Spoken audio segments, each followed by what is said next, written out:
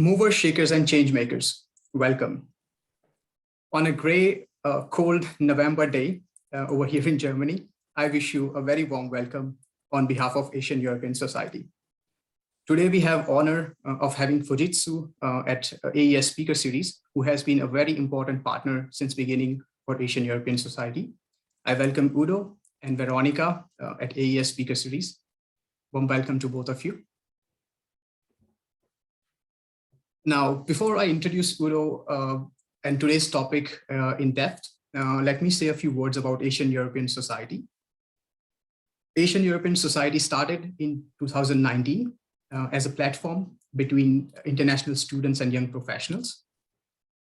We started as a small student initiative at Technical University of Munich, and now slowly expanding into an international community with members all across the world. We exist to foster intercultural understanding and mutual respect. We organize a wide range of events throughout the year, such as corporate workshops, speaker series events, such as this one. So if we interest you, if our work interests you, then do get in touch with us on our website, aesmuc.de, or on our social media handles. Now, talking about today's topic, artificial intelligence, probably highly used buzzword that it almost became a cliche.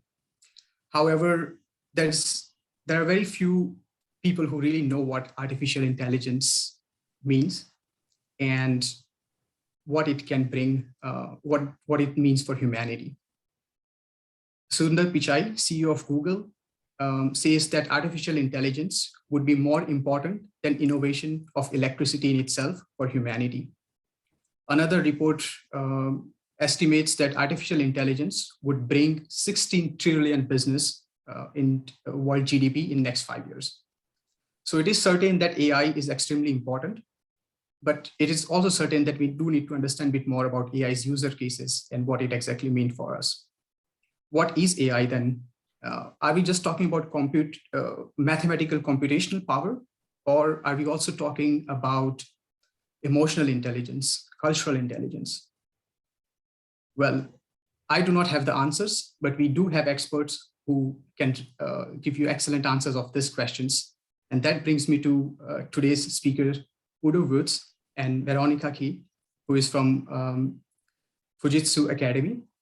I'll walk you through the structure of the event. Veronica would introduce Fujitsu Academy in brief, and then Udo would take over for a keynote, and followed by which we would have a Q&A session. However, we encourage you to submit your question and answers since beginning by using the Q&A function that should be on below in your screen. Now, without a further delay, I hand it over to you, Veronica. Thank you, Vivek. A warm welcome to all AES students from my side. Digital change affects all areas of life. What does this mean for a global IT company as Fujitsu, and what does this mean for us as a society?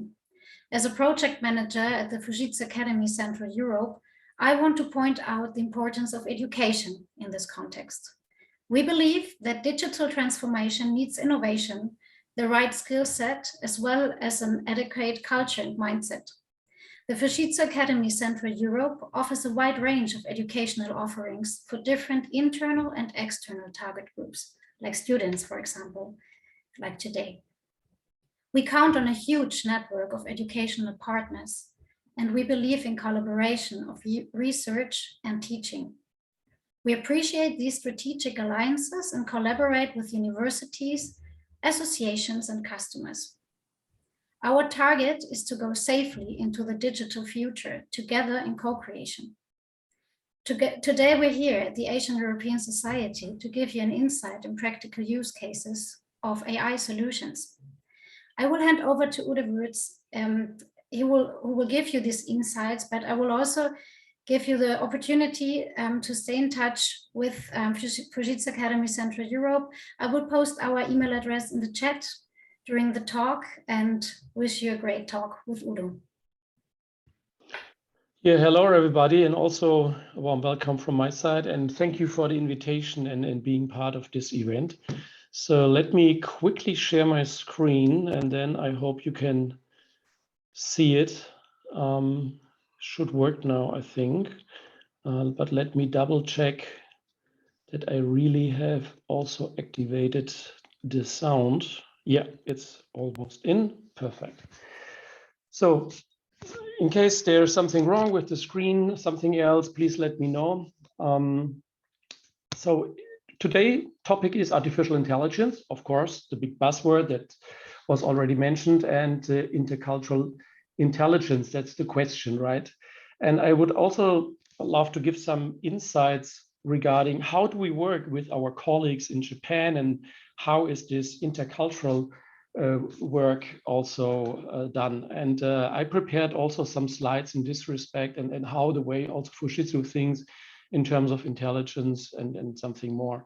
I prepared the slides more or less all of my own, so there is no marketing inside, I hope it at least. I also give you some real use cases that are really existing that we have done on customer side, as well also some projects from Fujitsu Global in general. So first of all, when we talk about Fujitsu, what is Fujitsu? Fujitsu is a company founded in 1935, and we were a manufacturer of telephone accessories in Tokyo. And the company's name was Fuji Tsushinki Saiso. And later on in 1967, the name was then shortened to Fujitsu. And it contains some other words. So on one hand, Furukawa, this is where Fuji stands for, or the Fu stands for. And Furukawa means that's the family's names of the founder. And Chimenzu, which is the Japanese pronunciation of Siemens. So Tsu itself is communication. So Fujitsu is Furukawa, Chimenzu, and communication at the end, if you translate this. So even if there is no Siemens anymore at Fujitsu, we have this history here, and I think it could be interesting for you also to get an idea why we are here on the market and where the name comes from. Now, when we are in engagements with our Japanese colleagues and collaborate with them, sometimes it's very interesting. So when I started at Fujitsu, it was very interesting to see when some executives flew in from Japan and directly going to the office, no stop, no pausing, directly into the meeting, full speed. So this was very interesting to see how does this work, but also sometimes some funny parts that we have. So where Japanese colleagues saying, well, we give you all the information you need. You don't have to do any commercial about this because we are doing great in products and solutions, and everybody is aware of this. Do you have understand this? This is something like you can read here, maybe or not, in the bubble on the right side, but not necessarily really understand this. And this is the same thing what we have. This is a typical slide that we sometimes get in meetings. This is an older one, as you can see. I mean, I cannot share all internal slides, but this is, I think, a more or less public one. You can see the slide number, which is a big one. So Japanese colleagues are typically would like to inform you very broadly, and also give you all the information they have, even if the slide is in Japanese. The good news is that we have a translator for Japanese also at Fujitsu. So we can take the slides, put it into a translator. Sometimes it's funny regarding the outcome, but very often we get an idea what's on the slide and how can we use this. Now, not doing marketing is really a kind of the cultural behavior of a Japanese company, because from a Japanese point of view, the colleagues think, well, everybody is aware that we are Fujitsu and we are doing good things, and we don't have to do this from a marketing point of view. But have you known that Fujitsu is the 6th largest company on the world producing AI patents? Right now, we have produced 120,000 patents. We are spending more than $2 billion of US dollars in research and development. We have our own labs, and we are in the top 10 here of the AI patents. So when we have a look here, we see that on one hand, we have IBM on top, we have Microsoft, Toshiba, Samsung, and so on. And you see that a lot of Japanese companies are here in a very good position, such as Toshiba, NEC, Fujitsu, Hitachi, Panasonic, Canon, then Alphabet, the Google company, Siemens, Sony, Toyota, NTT, Mitsubishi, Ricoh, but nobody knows this. And this is because it's from a cultural point of view, not really in the way of thinking of a Japanese company that we should really do this. So let me just here remove the screen here on top. I hope it will go away. Not sure you can see everything, but I have here this video screen on top. Not sure it doesn't go away for whatever reason. However, let's continue here. But when we now go ahead with AI and talking about the challenges that customers have. So when we think about the shift that we have seen in the society, right? 2005 and 2013 as an example, and this is almost now 8 years ago, right? So we see that the society has moved in a digital way, so which means the people are aware of how to use digital technologies, and this is exactly where we have to make sure we are really are on the same page. The offerings that we have are really working within just 8 years. And this is, by the way, the Pope election, just for the guys of you here would like to interest this. What you can see here is really how in 8 years the society has changed in the usage of digitalization of digital devices. So we are talking about edge devices, AI, speech recognition, and all of those things that you know. And I think that's a really interesting topic here, and therefore technology plays a major role.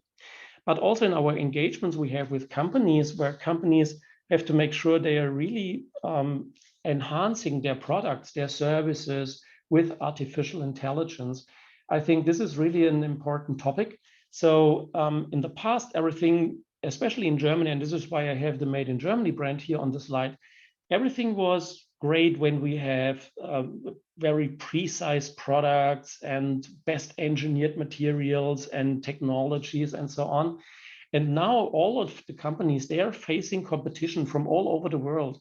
And it's not good enough that you have the best materials or the best construction. It's important, but it's maybe not the only thing. And by having AI in place, you can really improve your business. And one of my favorites here is the little red water pump that you can see on the right. So this is where I had an engagement with a customer. And the customer says, well, we are producing water pumps, and it's very hard to bring the efficiency of a water pump on a new level. So year by year, it's only 2%, and it's very expensive. But if you put a little software on top, which steers the water pump, gets an idea when the people really need those water pumps for the heating system, as an example, or in a factory, then you can really achieve savings of, let's say, I would say 20 to 30%, right? So that's the interesting part, and this is really where customers are looking for this. Now, at the same point in time, they're facing a lot of challenges. So we are missing 500,000 specialists on the market. They are simply not available in the European Union. At the same point in time, the market is under pressure because of the transformation of huge companies. As an example, Volkswagen here, as you can see here, this was on the press release, where they are looking for thousands of software developers, because in the past, a car was that you can come from point A to point B, but now it's a computer with an operating system on wheels, and therefore everything has to be digital, and you need all of those software, make sure that the car is really working in the expected way, and also in the development further to self-driving cars. So it's challenging for customers, and therefore they are also searching for technologies that they can really use for their business. Now, a quick recap about digitization. So everything in the past was about computerization and connectivity, and maybe some of you also know this times some years ago. And now it has changed in the way that customers would like to get more visibility, what's going on in the factory, as an example. Why is this going on? So the transparency thing, and be ready for some new challenges. And also the intelligence services to drive the data business forward. So pay-per-use models that we also at Fujitsu have now in place called Use-Scale. I don't have any product slides here. It's really about information for you. You should get the most out of the session here, as well as the individual production of small order quantities. Think about 3D printing, where you can really print a single thing.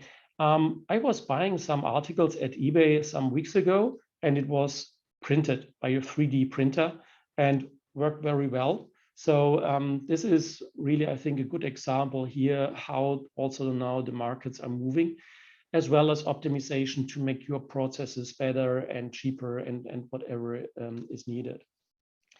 So this said, I brought with me an older slide from 2017, and the question there was, IoT software and solutions and AI will be the drivers for 2018. Now we have 2021, and I think it's more actual than ever. And I think this is really an important topic. You see that AI is on the hot list. So just a question to the moderation. I think I really would like to bring this here on top from the screen. Is it only me seeing this, or can you see it as well? So stop. We can see it. We can see it. Okay. How can I remove this? Because I think this is not that nice to see always this. Let me stop this again and share it again. And then let's hope that this will go away. Mm-hmm. So I don't know why. No. Okay, it's a secret. Okay, I press away and then it's go away. Okay, fine. So then let's go like this one here. Okay. So yeah, perfect. So then let's go ahead. So where are the hurdles for companies when they are going forward and adopt AI? So there was a nice survey from Lündong at companies on various sizes, from small, medium, and large. And I have highlighted some of those pillars, which are, so to speak, the traditional ones and what we see in the market, but also some others which are where we are capable to address. So one thing is IT infrastructure. So close to 40%, and let me round those numbers, says, well, we don't know what's the right infrastructure. And that's interesting because very often the people think that cloud is the answer for everything. But the problem with cloud is that cloud is everything but not cheap. And when we are talking about companies, costs playing a major role. So having the right infrastructure in place for AI workloads is a crucial topic. Then we have some topics like legal. I mean, we are not a specialist in legal. We can give some guidance, but we are not really in this position. But then we have budget, organization, and culture. And budget is a topic where we are going ahead with pay-per-use models as an example. So where customers don't have to buy the hardware and the software, they can really get them and paying just as they go. And interesting part is culture and organization, because I had a CIO roundtable end of last year with our big boss, so to speak, Christian Leutner, and it was about CIOs in Portugal and how do they see AI and those technologies and how they can bring it into their company. And it was also with CIOs from companies of various sizes, big and small, etc. And they said, well, organization and data culture is playing a major role for them. And this was interesting for me because in Germany, I have never heard that before. And this is really about that all the employees are sitting together and thinking about what we can do with the data which we have at the company, not in the single silo, not in a single application, not a report that you can create. It's really about the data that we have in the company, how we can create value. This is exactly what companies such as Amazon and Microsoft and the Googles, etc. This is exactly what they are doing. They are using the data to bring more business on the table, to create new services. And this is, interestingly, outside of Germany, a big topic. In Germany, we are still focusing on technology. So this was my impression. So at the same point in time, data science know-how is playing a major role. You have seen the lack of stuff and skills, and data and the data quality, of course. And when we come to data quality that we need to do an appropriate artificial intelligence use case, we have different flavors that we should address. On one hand, we have master data. Master data means the data you have in your company, product, pricing, supply chain, addresses later on, and parts of the production that you have, etc., etc. And master data can be distributed in various types. So in the web shop, in an SAP system, in an CRM system, and so on and so forth. And then we have social media, where you see the quality is very bad. Red means very bad quality. You have to spend a lot of effort to make it usable. Yellow means data quality is okay, but you have to double check. And green means nothing to change, everything is fine. So, and where are the low-hanging fruits? The low-hanging fruits are where you have automated generated data, transaction data, log data, sensor data, because very often this type of data is created by machines. And due to the nature of those machines and the firmware, etc., the machines are working with, the data has a very good quality.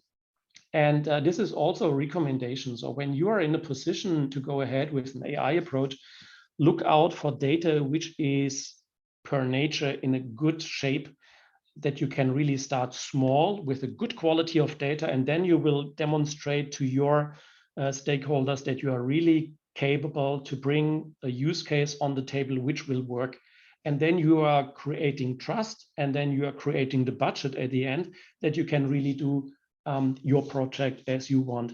And this is also a recommendation. We see that very often companies are drawing a very nice picture what they can do, and bringing information to the marketing guys with social media and video and audio data, and also doing some investigations in socio-demographic data and so on and so forth. But they haven't considered that it takes a lot of time, a lot of money to bring this really up and running. And even if the idea is great, the way to it, it's very hard, and therefore go for automated generated data. This is what we have done, and let me show you some examples how successful AI projects can be when you are using this approach. So as you know, Fujitsu is selling infrastructure as well as services and other things. And when we stick with the infrastructure, we have customers and they have a contract with us, and they say, well, Fujitsu, if something goes wrong, we will call you and then you have to fix it. Okay, no problem. So we will do a maintenance contract. And then we thought, could it be an improvement and possible that we really know when a system have a failure? So we know when the system has a failure when a customer gives us a call. But the question is, are we really able to know that this failure is an upcoming failure in the future by just analyzing the data the customer is providing to us? And this is what we have done. So we took some log information, automated generated data. This is what you can see here on the left side. And then the question is, when we have this event log stream, are we really able to do an analysis for an upcoming failure? And this is possible because what we have done is we were taking a kind of electronic bin, so to speak, where we have collected data patterns. And then we were analyzing those data patterns. And then we have seen, well, yes, it's possible. We can give a prediction about upcoming errors over the next 8 hours in this example. We have 3 types of infrastructure. And you can see that one infrastructure says everything is fine. One infrastructure says, well, I'm on yellow, so to speak. There will something happen. So maybe a hard disk failure or something like this, or an application will crash, but nothing special. And then we have an infrastructure where you have really a problem where the system will not work, and you will have a non-working service, which means your users or customers will facing also some issues. Knowing this before it will happen will give you the position to fix it before it occurs. And the precision for this is 98%, which means in 98 of 100 cases, we are right. We know exactly that this is going to happen. And then we thought, could it be interesting and possible to bring this also to other companies? And yes, it's possible. So one other company is BBVA. It's a bank in Spain. And it's about the prediction of an upcoming problem of an ATM machine. Also, the financial sector is in a transformation state, the same thing as we see here in the automotive sector, which means it's everything about automation. So which means the ATM machines, they are giving the services to their customers. They are closing, the banks are closing branch offices itself. So they are reducing their employee footprint. It's sadly to mention, but it is as it is. And automation is key. And therefore, they have to make sure that the automation here is really working. And we have won this also against other very big American companies because we were really capable to show where are the issues, upcoming issues, not existing one. This is monitoring, really the upcoming problems over the next days. And then we were able to steer out the technicians, tell them, look, today you should go to this and this and this and this ATM machine and replace, I don't know, the drawer or an engine or whatever those machines have, right? And this is where we have created those maps where you can see where are the issues and or the locations. Here's a location in the red with a red bubble. This has an issue, and so on and so forth. We don't have to step into the details, but just to give you an idea that this is really possible. Also here, prediction quality 98%. And then we thought, well, can we use the same software for a complete different approach? And the approach was power plants.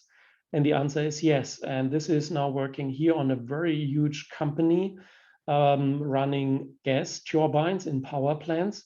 And when a gas turbine has a problem, it will take a lot of time to fix it and really make sure that you can be in operation again. And now the software is doing the prediction when there is an upcoming failure, and they can stop the engine and can really make sure they have the lowest time for maintenance as possible. And this is also called generalization, which means you have the same software, and by training different AI models and analytics and the data you have, you can really make sure that you, with the same software, you can really go ahead and serve different use cases. And this is different from legacy application development. So when I started in IT, I was a software developer for a lot of years. And it was really, the customer had a use case, and then we were thinking, how can we serve this? And then we were starting programming the software. Of course, you have some software elements that you can reuse from other projects, but it's not what I mean. What I really mean is you have an application, and by just training the application with different data, the application is behaving in a different way. And I think this is really the interesting part with AI. Now, this said, let me show you a video. And this is a video of a digital twin. It takes 5 minutes. I hope you like it. The use case is company has a problem, which is on the left side, and with a robot, in this example, a robot arm, a new movement has to be trained. And the technician is not possible to travel because also of the pandemic. And we have to give virtual assistance over the distance, which could be thousands of kilometers or miles. And I have to meet the customer in a virtual space. You see me in this example here on the right side wearing a virtual lens. And on the left side, it's my colleague, Alexander Kaffenberger from Fujitsu Munich. He is in the augmented reality world. And so let's go ahead right into it. I will stop here the sound from the video, because I think it's easier to give you some comments and making sure that you get all the insights here. So, but let's go ahead. So what you can see here is now the view from Alex through the augmented reality. Augmented reality means we have virtual objects in the real world. And first of all, Alex is now starting the application, which is stored on the glasses or on the lens, which is a Microsoft HoloLens for those guys who are interested in technology. Now, the next thing is that Alex has to select an avatar that will also appear in the factory. And when I will meet Alex in the virtual space, I will see the avatar of Alex, because I can't see him, of course. He is too far away under normal conditions. And now he can select different types of avatars, and he's selecting here an avatar in yellow, so to speak. So, and then we say yes, and then let's have a look on the robot. So we have in front of us a table with a physical robot, and Alex is now also seeing a virtual robot as well. And the interesting part is that the virtual robot can steer the physical one. So he has now selected this little hand, which means he would like to steer the robot. He is now moving his hand, and now the robot appears in his hands. And now he is capable to steer the robot. You can see the robot here on the table. And we also have here this little image in the middle of the screen where you see what the physical robot is doing. And the virtual robot and the physical robot is synchronized, right? So, which is important because later on, when I am in the virtual space and Alex is doing some movements, I have to double check in the virtual space that the movements are really in the way we would like to see it. So this is first of all to demonstrate that this is working. So we are capable to synchronize a virtual device with a physical device, everything with Fujitsu technology. So that's great. And he can also here now steer the robot and pack something, etc. That's not the important thing. The important thing is the movement here. So now the time is coming that I will have to wear my glasses and I'm in the virtual space. What you can see here is the beautiful view from my living room. No, not really. For those of you who already have those glasses, it's an Oculus Quest, by the way. This is a kind of starting screen when you wear those glasses. And now I'm starting the Fujitsu app, and now I'm in the virtual space. So I am the technician supporting Alex, and I can now select some avatars. This is Jana, and of course I can select also other ones. So we have here Nathan, or we have Lisa, or we have Eric. But because I would like to have hair again, I was selecting Jana. She has very nice hair. That's what I have lost 30 years ago. And now I'm starting here my session, and I'm now in the factory. There's Alex, by the way, in yellow. But when I look around on the upper left corner, you can see the view in the factory. In the factory, of course, there's only just one robot that you can see on the table. But in theory, you can have hundreds of those devices, and you can walk to them and then do something on those devices. The interesting part is also that those avatars will be synchronizing with the persons. So this is what we are now initiating with Alex. Alex has now to shake the hands again, and then the avatar should do it in the same way.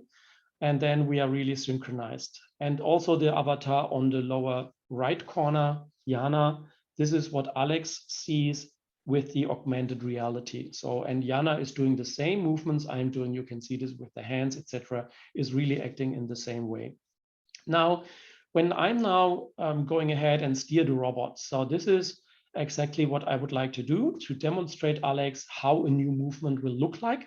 So I'm now activating the robot, have a look to Alex, and then here starting the interaction with the robot. So, which means I'm now pushing the button here on the hand. And by doing this, there will be a red bubble coming up and will be shown around the robot. This is exactly what you can see here. And now I put my hands on this bubble and the robot is moving. It's moving in the virtual space. It's moving in the augmented space, as well as here on the physical layer, in the reality, so to speak, right? So Alex see Jana, which means me, and he see exactly what I'm doing there, and then he can copy this movement. So he see, this is the view from Alex. He see I'm putting my hands on top, I'm putting my hands below, and the robot will follow. And Alex is now doing the same thing. Now the robot appears virtually in the augmented space and is putting the finger on top. And then I can also see here on the upper left corner that the robot is really doing the movements. And then I can really double check that Alex really has learned about a new movement. This is a simple use case. You can also think about more complex one where you have to disassemble a machine. You need some guidance how to replace a specific part and assemble the machine again. And therefore, this is just a demonstration how this will work. Which also means, and this brings me to the point, OT meets AI. OT is operational technology, means devices, and AI can enhance those capabilities. And the question is how we can do this. And we have done a lot of things because the nature of a Japanese company and the cultural topic of a Japanese company is making the world a better place. You may see this as a phrase, but this is definitely not true. So because also of the society in Japan, where you see more and more older people, so everything is moving in another direction. From a Japanese point of view, automation, support with robots for the daily life, etc., plays a major role. And therefore, we have done a lot of use cases there. And one thing that I would like to show you, and this is also a video of 2 minutes, how to use AI to detect aneurysm in brains and supporting patients in this way, because very often an operation is a risk, and therefore the question is, can we do it maybe with AI and get a better idea about the diagnosis? But watch the video, I think that's interesting. About 2% of the population have an aneurysm, and the consequences of a ruptured aneurysm are severe. So it's very important for us that if an aneurysm is detected, we can treat them to prevent a hemorrhage. The big problem is that some patients with small aneurysms are having scans done and the aneurysm is not detected. And if those patients then go on and have a hemorrhage and either die or end up being disabled, they've lost an opportunity to have that aneurysm treated. So it's that detection of the small aneurysms in circumstances where prevention is possible that we're really trying to nail here with this project. This project will be a world first. So what this project will do is it will develop a software package that will sit on a server in a hospital department that will automatically read brain aneurysm CT scans and look and identify the scans where there is an aneurysm present and characterise that aneurysm for the likelihood for that to rupture. I'm every day looking at scans of aneurysms in the brain. So for us, we'll be able to contribute not only the clinical data, but the expertise in working out which scans are relevant, which aneurysms are going to make a difference to people's health, and working out how we're going to follow those over time.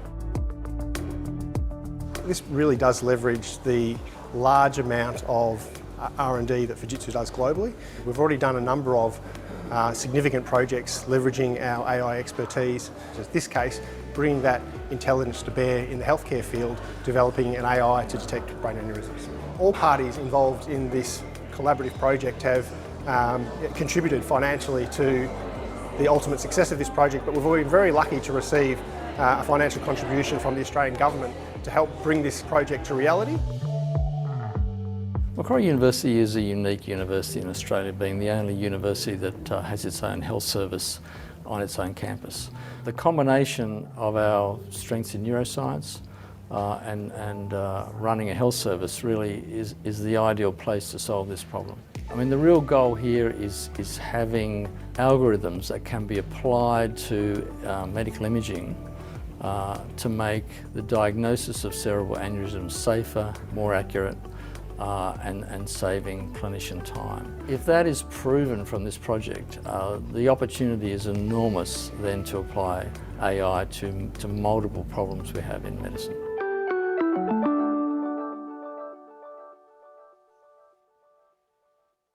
So this use case is done by our colleagues in Australia, and I think a very interesting use case and showing how OT and AI can work together. Now, Fujitsu has a lot of experience in that way. So this is a picture that I have taken by myself at the VMware keynote at that time when Pat Gelsinger was the CEO. For those guys who are interested in that, he is now the CEO of Intel. And he was doing the keynote 2017 in Las Vegas. And the first thing after saying good morning was to show the use case that Fujitsu, Toyota, and VMware have done. And the interesting part was how Toyota and Fujitsu have a very close relationship, also from a customer perspective, how to update a car when the car is, of course, on the road or somewhere else.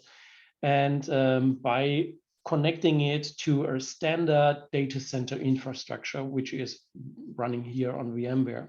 And this is what we have done. So, which means Toyota was able or is able to update the car, the steering boxes, as an example, the controllers and so on, with new software. Of course, the software will not be updated during the operation of the car, but when the car stops and you take out the key, then the update will be performed.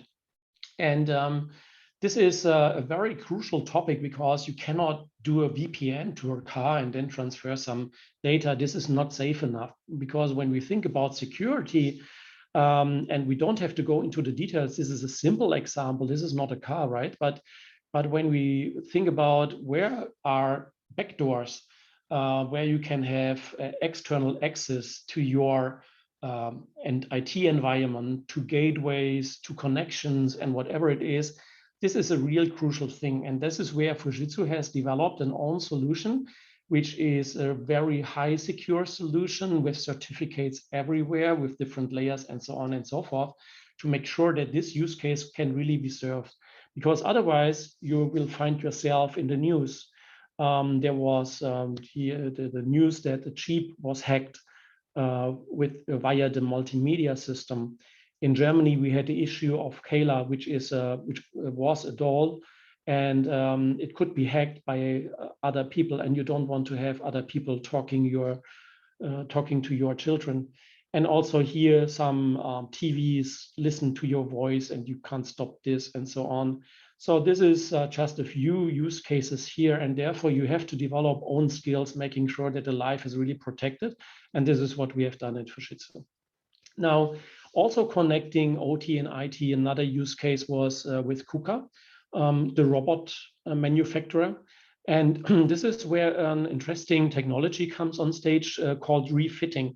So very often in the industrial sector, they have issues that they are using very old technologies.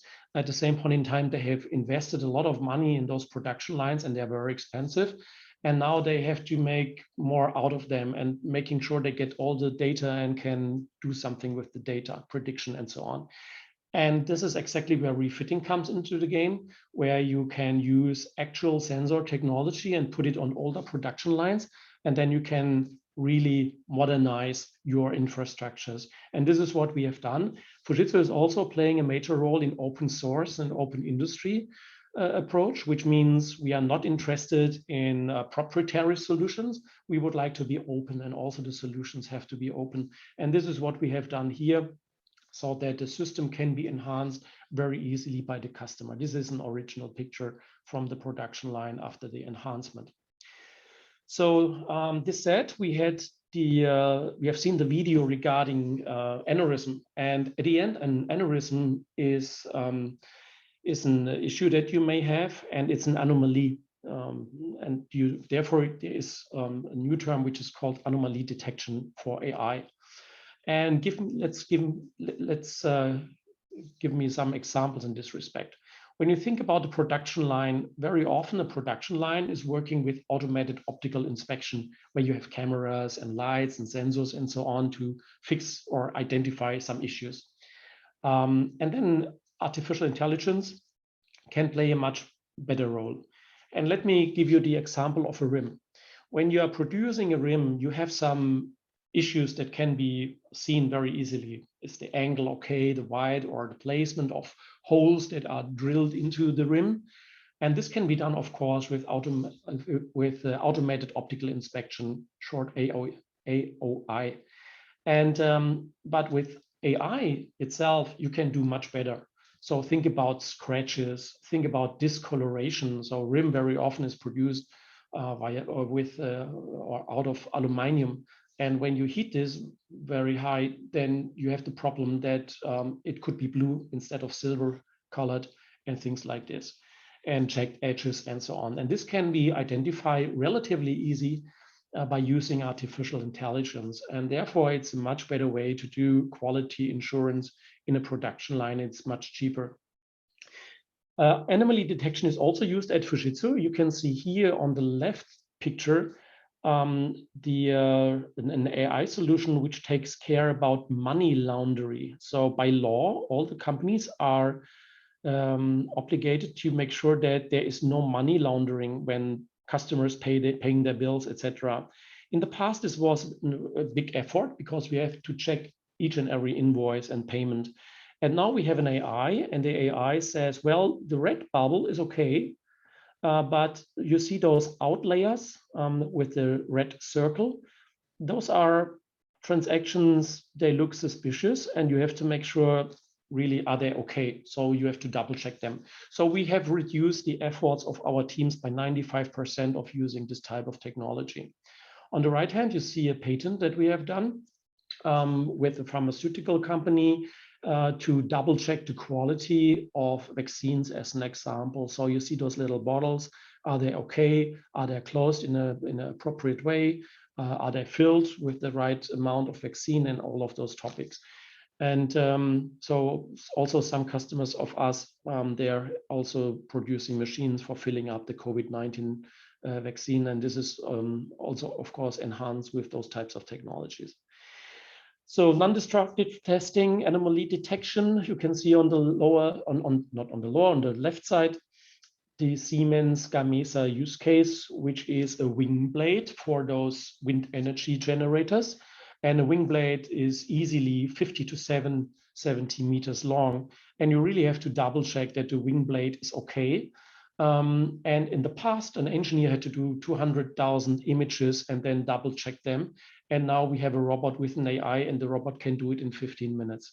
On the right side, a customer doing metal improvements. And in case something goes wrong, we also see the issues here, and this is done automatically with an optical inspection with AI-based system.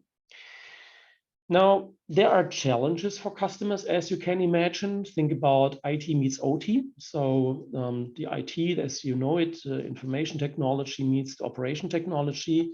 And the problem is that OT is dedicated to the chief operation officer and the IT to the chief information officer. Two different persons, two different ways of thinking. And this is where they now have to make sure they're really collaborating. We're talking about data handling and edge. And in the past, edge was unsecure, but now it's getting more and more secure, so to speak, because data has to be handled there. A huge amount of data. You cannot transfer it to a central place, which also means security has to be improved in this way. And of course, AI and analytics are playing really the major role. How to go ahead with ideas? Just a few examples. This is a slide I have done by myself. You can see on the upper right side an image. We have developed a method how to create ideas together with customers, and this is called co-creation. And this is really a process. It's not only a workshop where all of the guys are drinking coffee and eating biscuits. It's really about how we can create new ideas. And some examples as an outcome of those moderated format is a use case from CFL, which is the railway in Luxembourg. It's a new B2B and B2C approach. We see Kongsberg on the lower right corner, a maritime company operating ships, and where we were able, with a new type of IT approach and calculations, have reduced on one hand the service fees for harbors, but more important, saved millions of tons of fuel, which also protects more the environment by optimizing those routes for the ships. And also customers using AI as a service, which was a complete new topic that we have created in Lapland, by the way, which was a co-creation event for customers close to the polar area. The good thing is nobody will leave the hotel because it's too cold for this. So this was a very fruitful discussion with a very nice outcome here. Customers running this environment. Now, this said, AI has a lot of challenges, as you can see also here. There are a lot of information available, and one of those is here the AI challenges from the United Nations. Racism is a big topic because AI is always biased, which means that the software itself is really trained on some data. But the question is, what kind of data? If you would like to do face recognition, what kind of faces? Faces from people from Asia or from Europe or from America or from Africa, etc. AI is not neutral, and this is definitely an issue that you will also face, and there are a lot of efforts ongoing to make sure that this is really fixed, because otherwise it's, not all the people are handled equal, so to speak, by AI, and which also can create disadvantages for different people. If you live in the wrong, so to speak, city, which is by AI defined as, I don't know, untrusted or unsafe places, etc., maybe the value of your houses go down, as an example, or it's will harder for you to get a loan in other things more. So this is one topic where we are facing challenges for AI. Now, this said, we have created at Fujitsu a lot of activities in terms of fairness by design, making sure that we also have our contribution, how an AI should be designed to be fair at the end, so which is everything about AI ethics. And the initiatives also for AI ethics is a formulation of the Fujitsu Group AI commitment. So we have a huge amount of this, and this is a link you can, but when you Google for this, you will find this. It's a huge amount of slides about the ethics of AI and how Fujitsu will handle this. And from a Japanese point of view, we see AI for good. And let me give you a quick guidance. So on one hand, when we are talking about AI, when you see this from a Japanese point of view, the Japanese says, well, we can identify your children at an airport and bring the children back to the parents. American would say, well, with face recognition, we can identify a terrorist and can send a Hellfire rocket to the terrorist. And if you talk to a German, then they say, what about data safety? And you can see now 3 different cultures, so 3 different approaches what to do with AI. So by nature, as a Japanese company, we are really going for good. So as an example here, you can see that we would like to identify, are there any issues with people walking around? You can see this now. I started here the video. And then you can see here a person entering the room. And then we can really identify the person is standing, person is sitting, but all of a sudden the person will fall on the floor and need assistance. And this is exactly where we will ring the bell and give some guidance to a doctor or a nurse that we can see there is something going wrong. Or if the person is really capable to stand again, then we can also stop the alarm at the same point in time. Intelligent steering of behavioral. So when we think about traffic, right, and you have a mass of people and they are walking around, the question is, what will be the prediction of their movements? And this is exactly what we are doing here. So we are trying to identify the movements of all of those people, making sure we can really see what they are planning to do. In this example, it's hard, to be honest. I mean, this is a very popular street crossing in Tokyo, as you may know. It's difficult, but those are fields where Fujitsu is spending research and development to make sure that we are really able to do this in that way. Now, last is this one. It's also only a minute, and with respect to the time, we are also coming to an end. This is a use case that we also have done. So where you can see here that the system is capable to... The pedestrian on the front right may cross the road. Let's take care about it. That you can see we are doing predictions about the expected... The bicycle on the front right will cross the road. ...of other traffic. Let's take care about it. So to speak. Is the driver sleeping? Yes or no? This is on the upper right corner. The courier service truck is going to start. Let's go slowly and let it go first. This is really what I like. The AI identifies the courier service truck, and the AI knows, so to speak, a courier service truck is doing stop and go.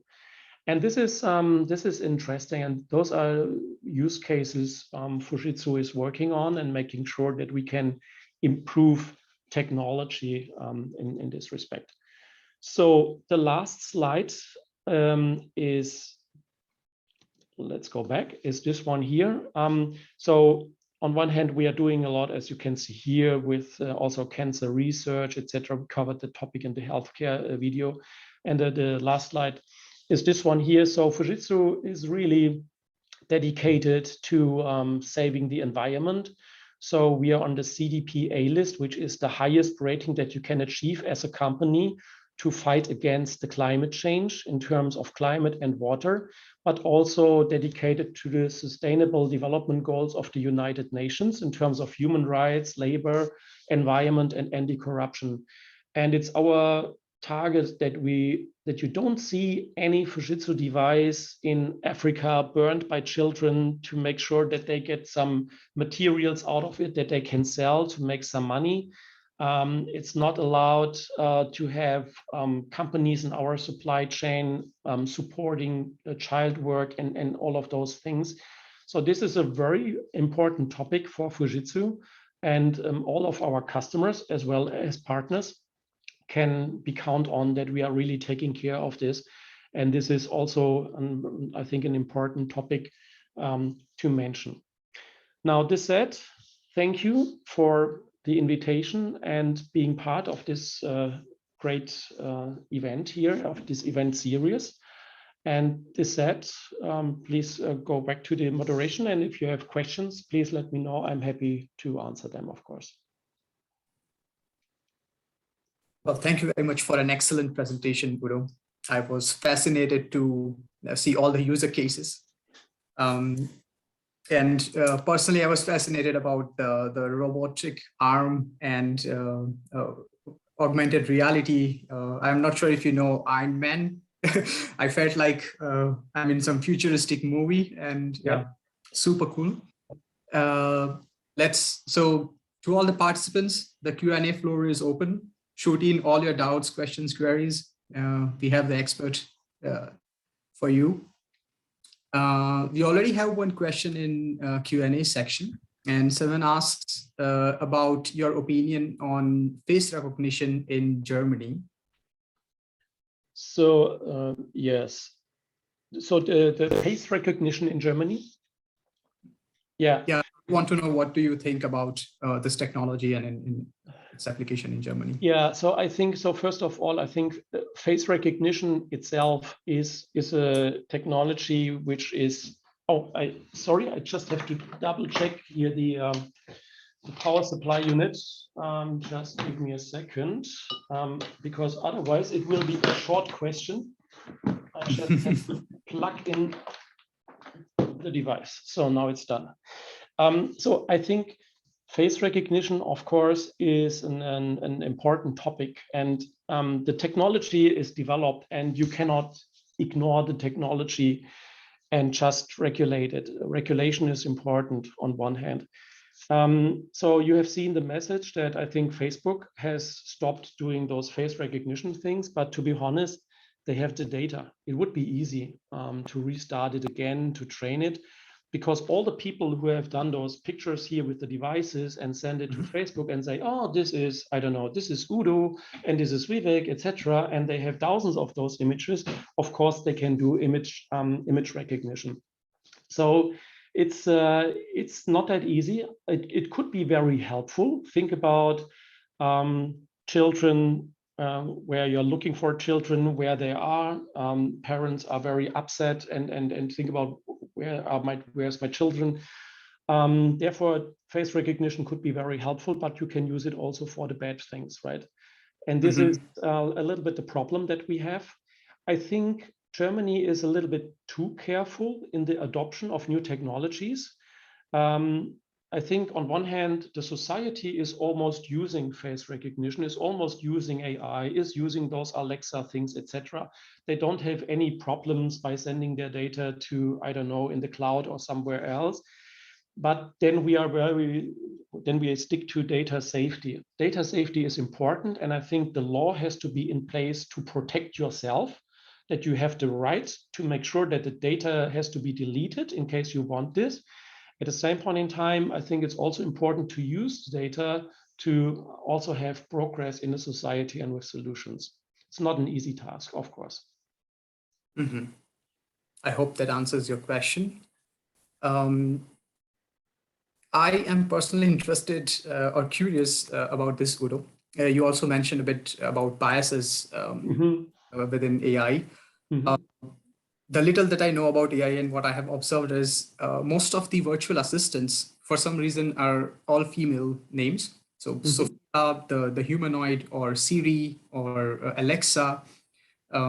Is there, what's your take on this? Is it a bias, or there is some sort of also science over here?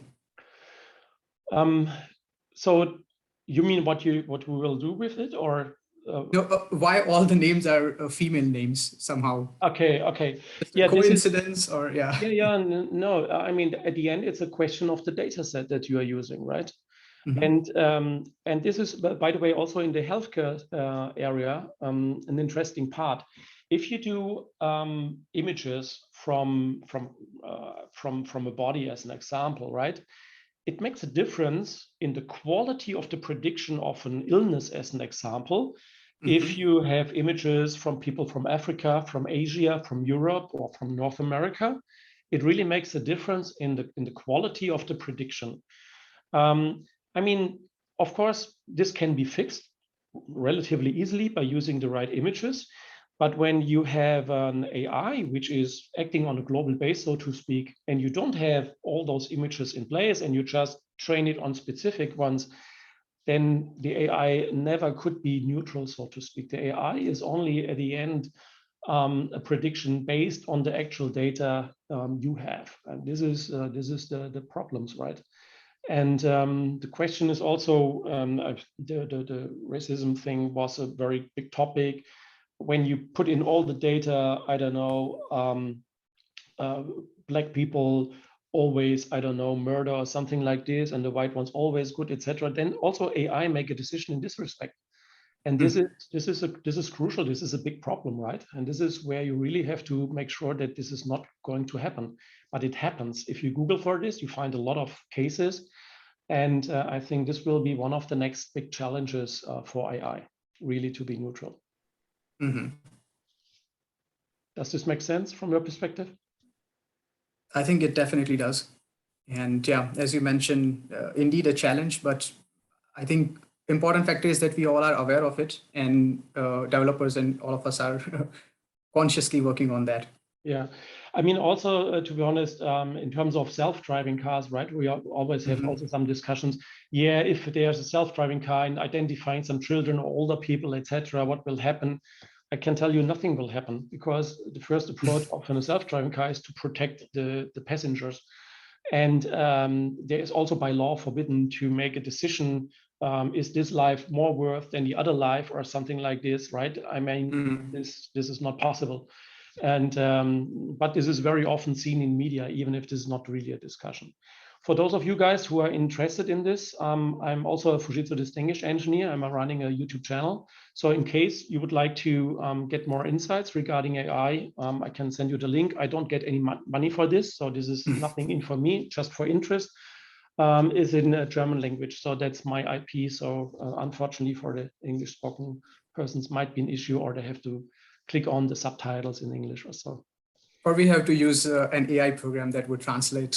Or something like this. Yeah, this is really, if you would like to also to learn some AI topics, how to do face recognition by your own, as an example, or how to bring a machine up and running with a neural network. So this is what you can see here.